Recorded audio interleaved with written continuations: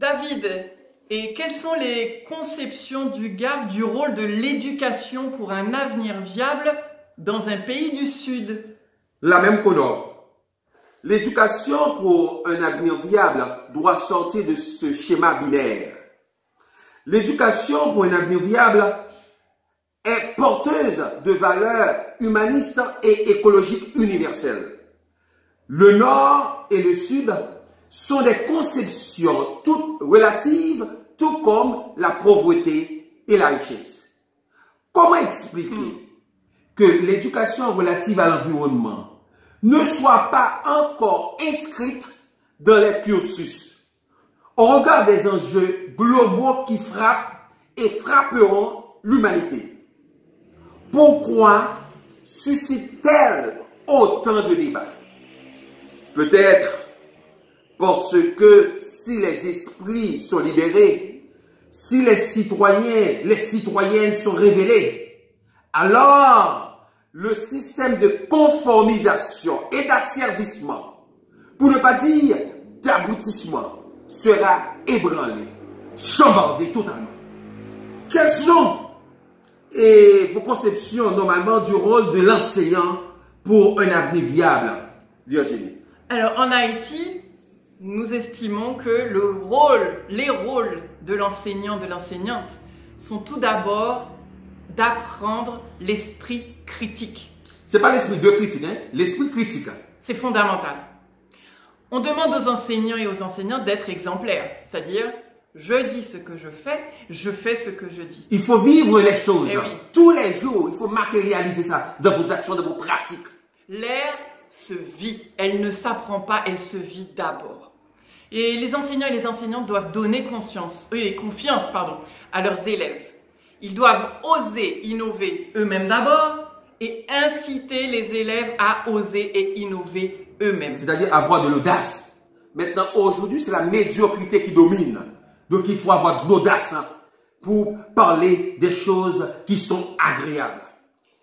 Il faut sortir des sentiers battus du ministère de l'Éducation nationale. Il faut questionner les programmes scolaires et les outils qu'on met à votre disposition, les enseignants et les enseignantes. C'est pour ça qu'on a parlé de la question de l'esprit critique. Hein?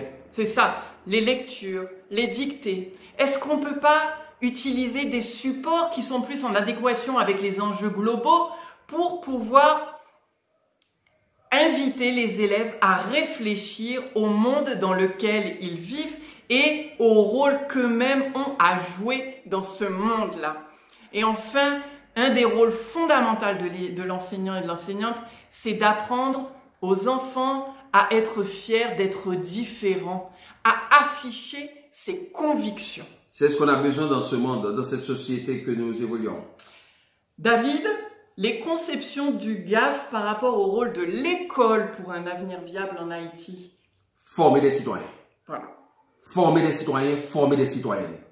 Des citoyens responsables.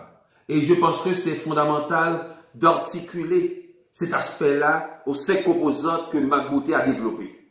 Sensibilité au milieu naturel, passe du temps en contact avec la nature. Quand on parle de la responsabilisation, c'est le sentiment de pouvoir agir. Agir pour la protection de l'environnement et l'amélioration du milieu de vie. La pensée critique adopte des positions nuancées sur les enjeux environnementaux. Le sens démocratique.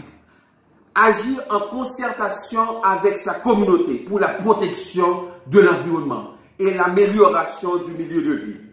Et enfin, la mobilisation de connaissances.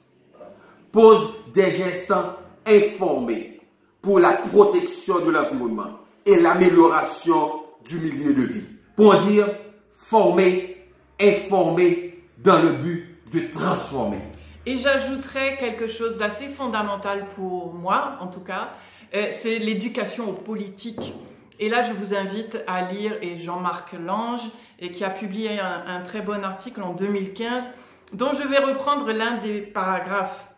Le projet d'apprendre le sens du collectif, celui de l'intérêt commun et des tensions, contradictions, conflits et contraintes associées, au moyen d'une éducation centrée sur la pratique sociale, est un enjeu de premier plan et une finalité forte pour l'école, comme moyen de combler ce fossé, celui entre la démocratie politique et une démocratie sociale.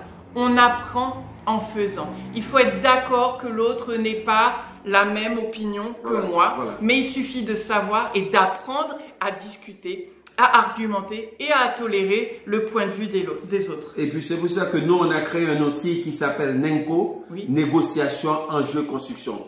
On n'a pas besoin d'être d'accord sur tout, mais comment on va faire pour essayer de construire ensemble en fonction des enjeux différents.